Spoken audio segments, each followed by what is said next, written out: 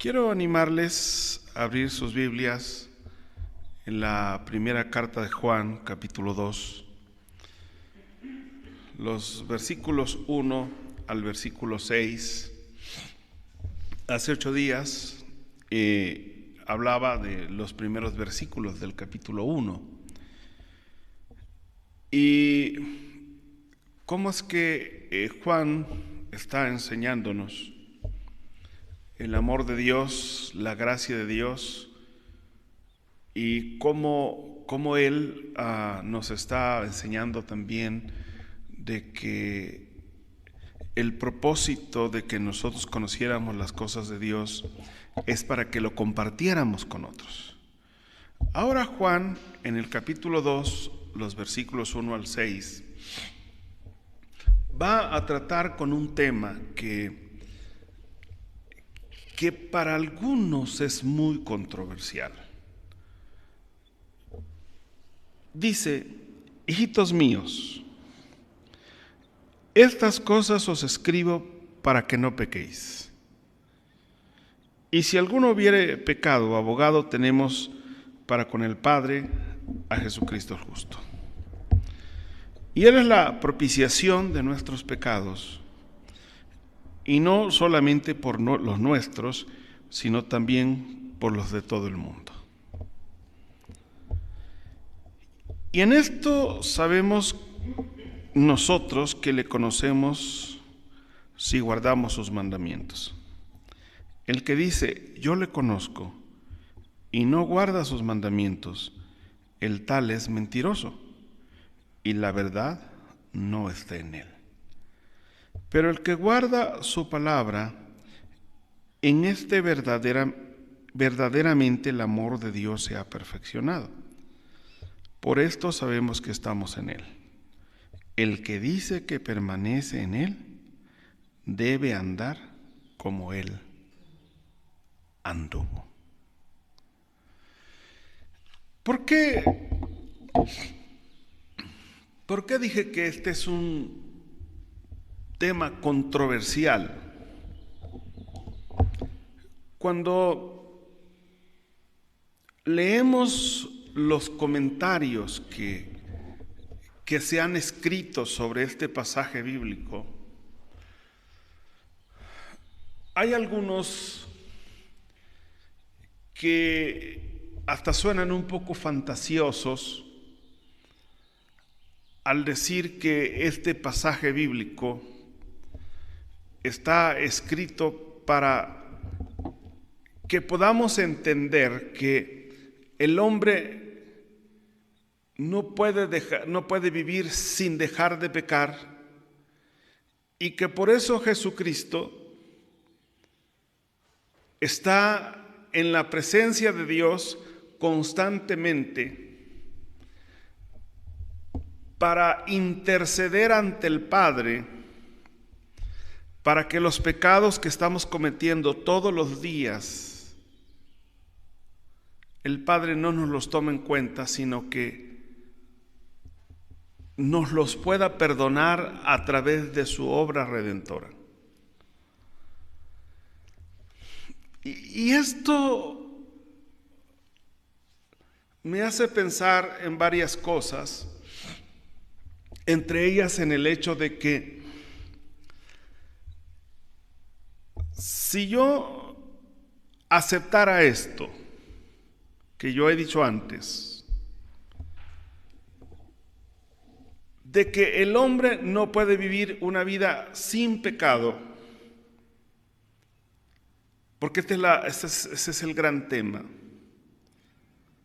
que el hombre no puede vivir una vida sin pecado. Si yo acepto eso, si estoy hablando de mí, como pastor, como teólogo, si yo acepto eso, entonces estoy aceptando otra verdad. ¿Cuál es la verdad? ¿Cuál sería la verdad que yo estaría aceptando? U otra cosa, no otra verdad. Estaría aceptando otra cosa. Entonces estaría diciendo que el poder del pecado es más grande que la gracia,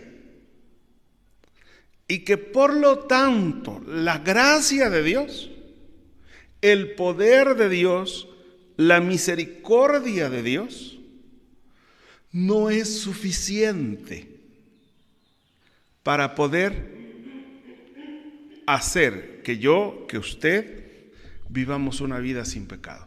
¿Por qué? Porque aquí el tema es, el pecado le estamos dando, o al pecado le estamos dando un poder más grande que la obra redentora de Dios. El pasaje comienza diciendo: hijitos míos, estas cosas os escribo para que no pequéis. Y si alguno hubiere pecado, abogado tenemos para con el Padre, a Jesucristo el justo.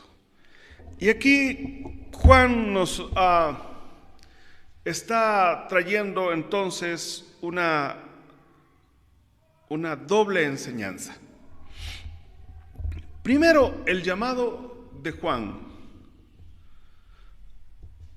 Como ya mencioné hace un momento, primero el llamado de Juan a través de Dios a través de Juan es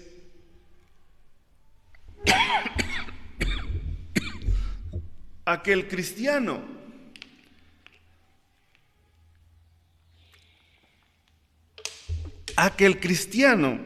que el Hijo de Dios viva una vida sin pecado. Porque ese es el llamado. La invitación de Juan en ningún momento, la palabra de Dios en ningún momento está abriendo la invitación y diciendo: les escribo para que cada vez que pequen vengan a Jesucristo porque Él es nuestro abogado. No. Ahora, quiero también especificar que Juan hace una advertencia y presenta una provisión, y vamos a hablar de eso posteriormente. Pero el primer llamado de Juan, el llamado de la palabra de Dios en Juan, es bien claro cuando dice: hijitos míos, estas cosas os escribo para que no pequéis.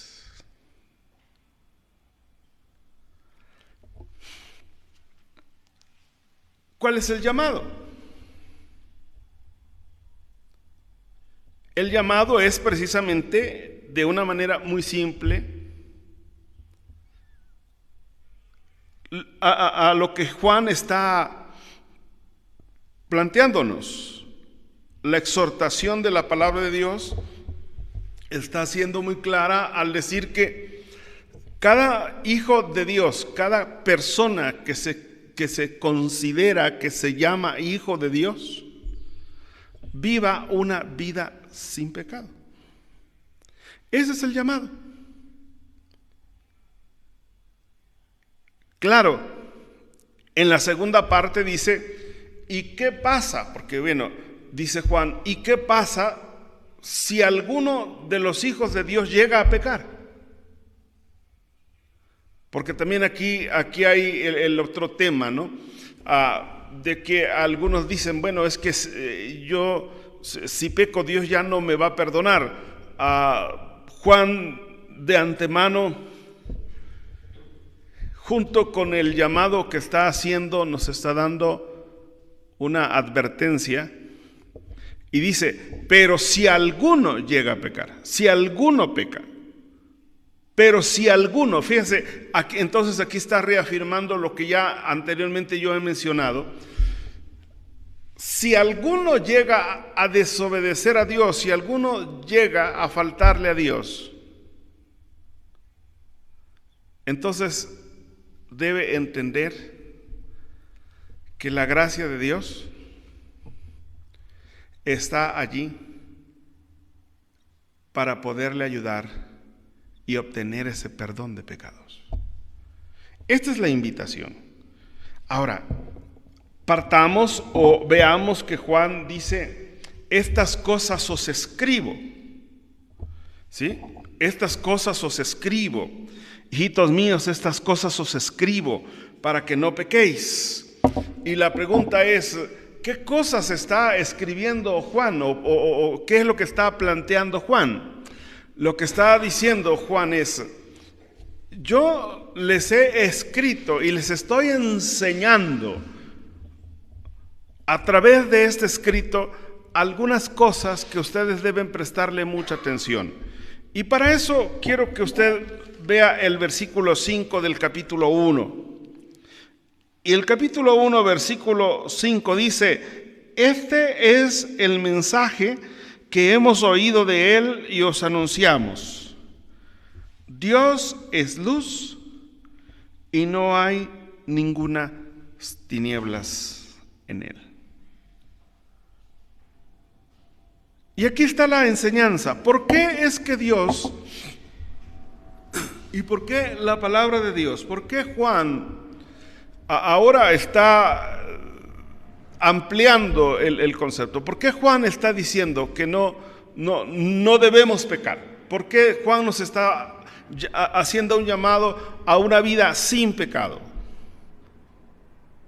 Y usted me va a decir, pastor, es que eso es imposible. Y yo le digo, sí, es imposible. Es imposible si lo queremos hacer bajo nuestro esfuerzo, bajo nuestra religiosidad, bajo nuestros conceptos y bajo nuestra práctica.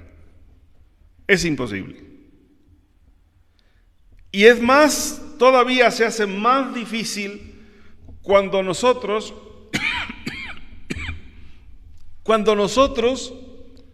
nos hemos acostumbrado a que podemos vivir la vida cristiana y que podemos llamarnos hijos de Dios y querer convivir con el mundo y todo lo que sus prácticas nos presentan, aunque éstas vayan y sean contrarias a la palabra de Dios. Hoy en la mañana, platicando un poco como familia, yo les hablaba de que una problemática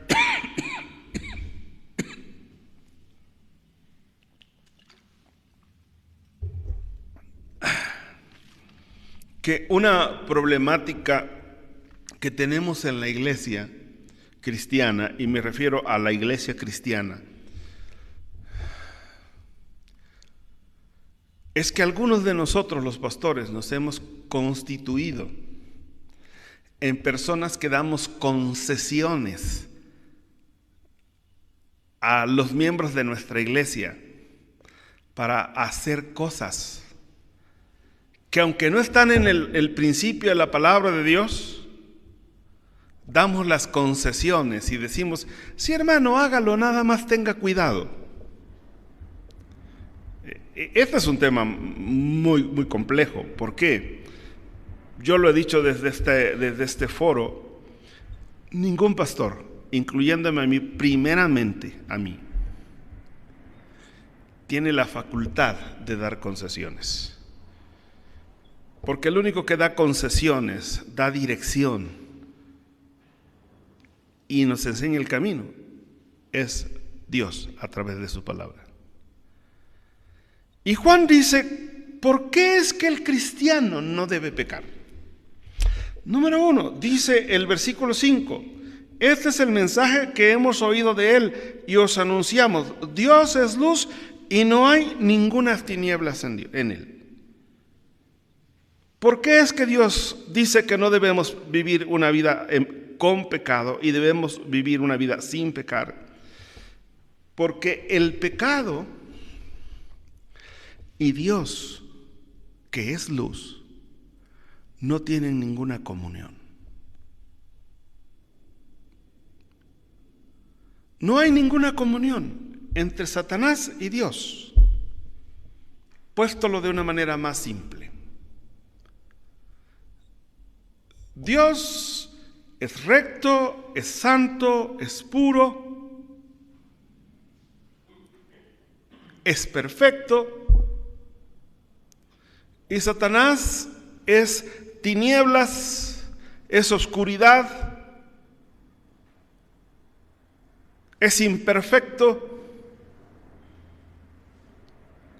y vive haciendo lo contrario a lo que es Dios. Y entonces dice Juan, los escribo esto. ¿Qué nos escribe? Esta enseñanza. Aprender que el hombre debe vivir sin pecado, sin pecar, porque Dios no tiene ninguna relación con el pecado. Pero hay un segundo asunto que quiero que veamos en el versículo 6. Si decimos que tenemos comunión con Él, es decir, si tenemos comunión con Dios, y andamos en tinieblas, mentimos y no practicamos la verdad.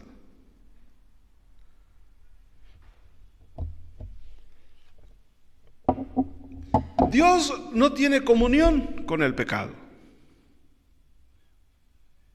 Por lo tanto, dice, sus hijos también no deben tener comunión con el pecado. Porque Juan mismo nos enseña y dice, porque si alguno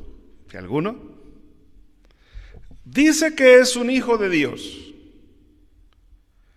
y sigue practicando una vida de pecado, no tiene ninguna comunión con Dios. Y esto, hermanos,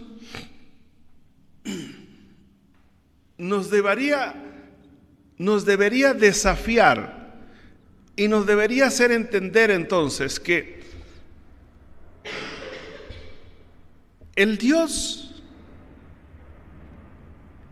a quien servimos, el Dios a quien seguimos, el Dios en quien creemos, el Dios a quien adoramos, es un Dios, eso es lo que está planteando, que demanda de cada uno de sus hijos una completa exclusividad.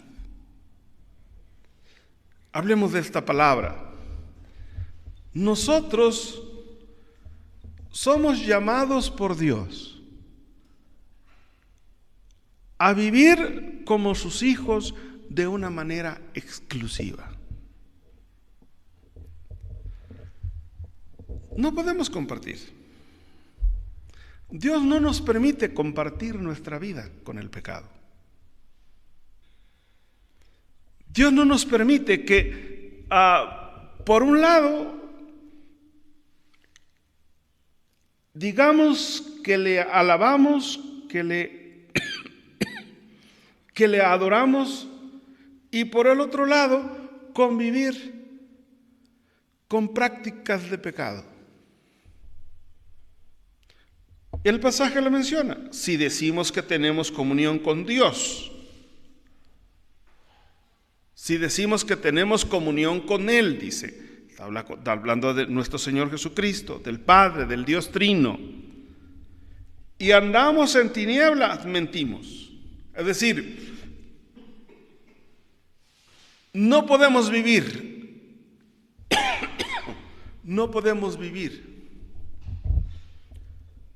en esa ambivalencia de nuestra vida cristiana.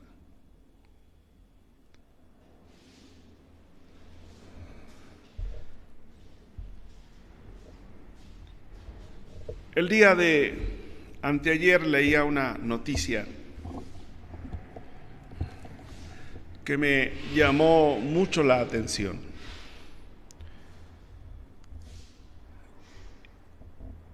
Y Lo que me llamó la atención es que en nuestro país, México, hablo para los mexicanos, y bueno, para los hermanos mexicanos que están en otro país y nos acompañan.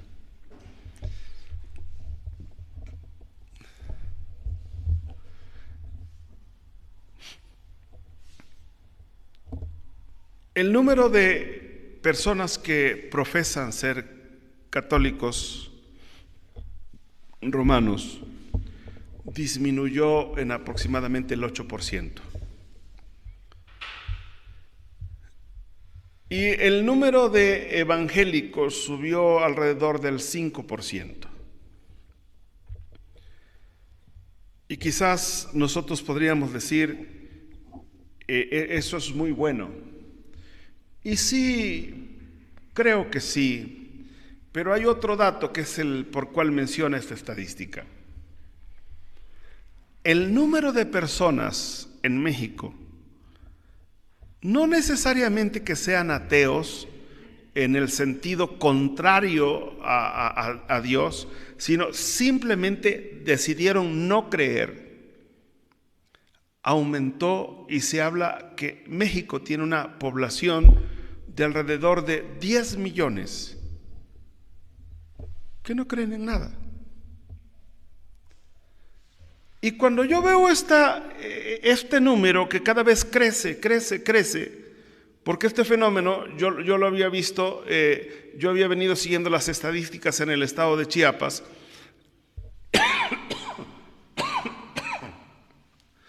Bueno, ustedes me disculpan.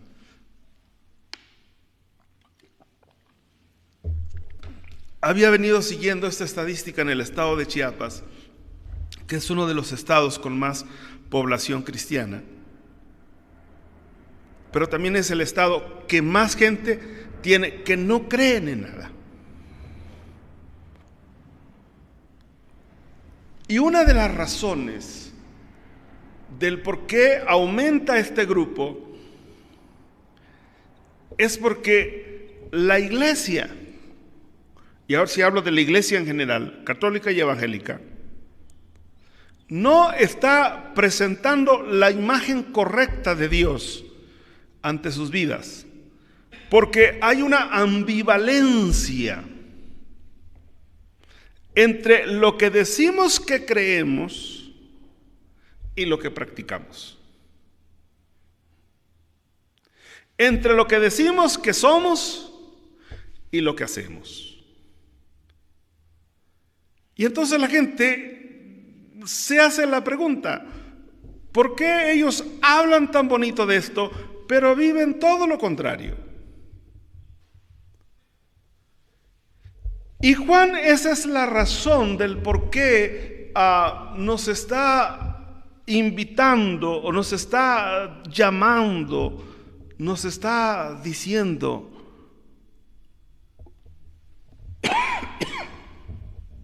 que tenemos que vivir una vida recta, una vida que no esté en las dos partes, en el pecado y en la vida cristiana.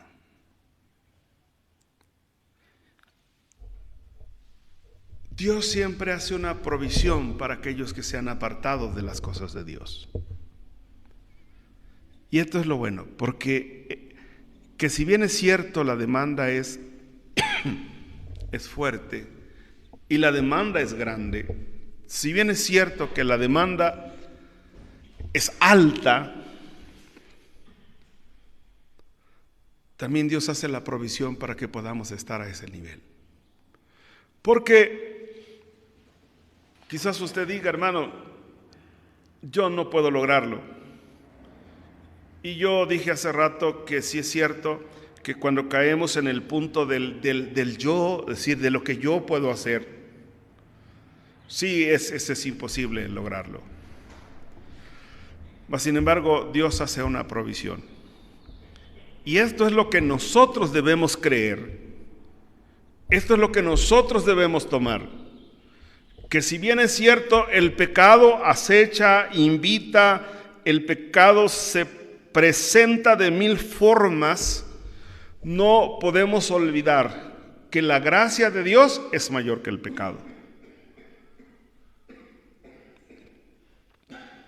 No podemos dejar de entender que el pecado no tiene más poder que la gracia de Dios. No podemos dejar de creer que Dios ha hecho una provisión más grande que nuestro pecado. Porque si no aceptamos eso, hermano, entonces no hemos aceptado el sacrificio real de nuestro Señor Jesucristo. Si no somos capaces de entender que la provisión que hizo Dios es más grande que el pecado, entonces, hermanos, hay dos cosas que pasarían en nuestra vida. Por un lado, siempre estaremos pensando que el pecado es el que domina nuestra vida. Pero por el otro lado, estaremos negando la eficacia de la obra expiatoria de nuestro Señor Jesucristo. Por eso es que quiero leer con ustedes lo que dice 1:7 de la misma carta de Juan, que dice: pero si andamos en luz como Él está en luz, tenemos comunión unos con otros, y la sangre de Jesucristo, su Hijo, nos limpia de todo pecado. Es decir, ¿cómo es que podemos vivir una vida sin pecar? Permitiendo que la obra de nuestro Señor Jesucristo, que su sacrificio en la cruz se haga efectiva de una manera total y completa. ¿Quién puede quitar todo eso de nosotros? Pablo dice: ¿quién me librará de este cuerpo de pecado? ¿Quién me librará de esto? ¿Quién puede hacer posible eso? Porque hace un rato dije, ¿lo podemos hacer nosotros? No, por supuesto que no. Entonces, ¿quién puede hacerlo? ¿Quién puede hacerlo? Es la obra de nuestro Señor Jesucristo. Él es el que puede hacerlo. Porque su sangre, dice, es capaz de limpiarnos de una manera total. De limpiarnos de una manera completa. Y por eso es que el versículo 6 del capítulo 2 termina diciendo: el que dice que permanece en Él debe andar como Él anduvo. ¿Y cómo anduvo nuestro Señor Jesucristo? En perfecta armonía con el Padre, en perfecta obediencia con el Padre y en una perfecta vida de santidad con el Padre. Mis queridos hermanos, la sociedad, y lamentablemente la iglesia lo ha creído. La sociedad nos está diciendo que pecar es parte de nuestra vida, que pecar es inherente a nosotros, que pecar es algo que no podemos dejar de hacer, que pecar es una práctica que no se puede erradicar. Esto es lo que se nos ha enseñado y nosotros lo hemos creído. Pero la palabra de Dios nos enseña que se puede vivir sin pecar. Y no se puede vivir sin pecar con nuestro esfuerzo, o por nuestra religiosidad, o por nuestro conocimiento, o porque tengamos tantos años de ser hijos de Dios, o al menos tantos años de ir a la iglesia. No se trata de eso. Se puede vivir sin pecar cuando permitimos que sea Jesucristo el que nos limpie por completo y quite de nosotros todo aquello que rompe la relación con Dios. Porque el llamado en esta mañana es que andemos como Él anduvo, en luz para agradar a Dios. En una sociedad tan religiosa, donde hay tantas y tantas congregaciones, con diversas enseñanzas, el llamado es este. No hay otro llamado. Alguien me dijo, hermano, usted habla poco de las grandes bendiciones que Dios tiene para nosotros. Y yo siempre digo, las grandes bendiciones de Dios no van a venir porque yo les diga que van a venir.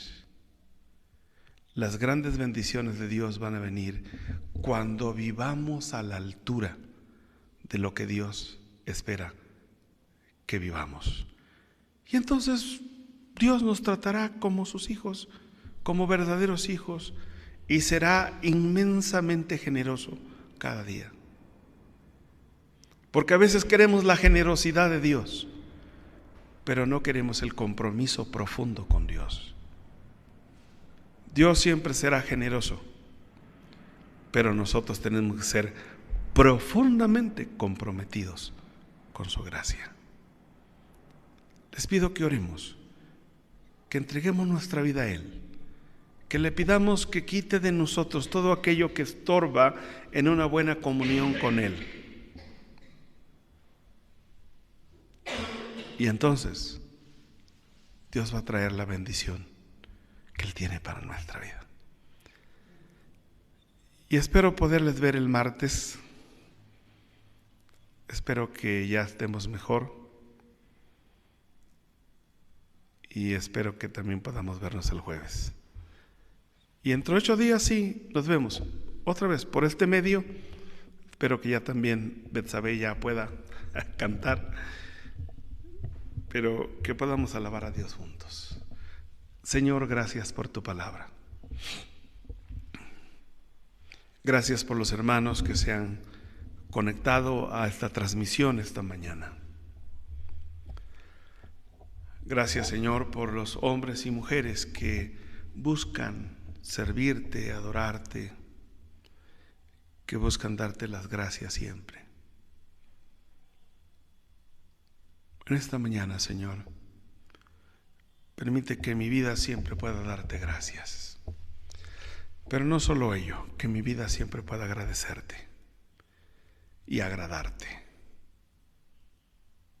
En un mundo que tiene miles y miles de formas de pecar, hemos sido llamados a vivir una vida agradable ante ti. Bendice a mis hermanos.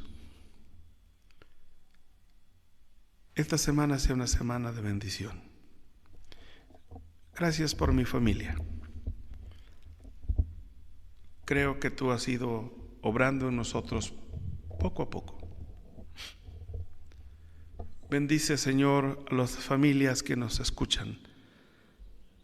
A Rodrigo, a Nisa, a Josuecito, a Arielito, que han estado pasando por tiempos difíciles de salud también.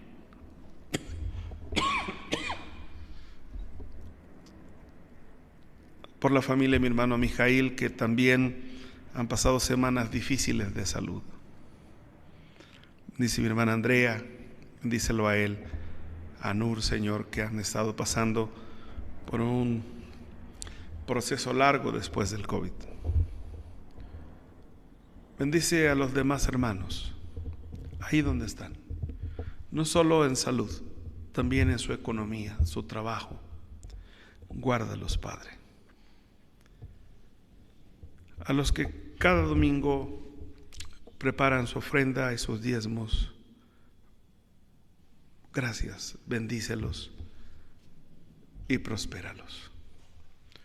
Al terminar lo hacemos en tu nombre, bendito Señor y Salvador. Ahora y siempre bendecimos a tu pueblo en tu amor, en tu misericordia, en tu llamado. Amén y amén. Amén, amén.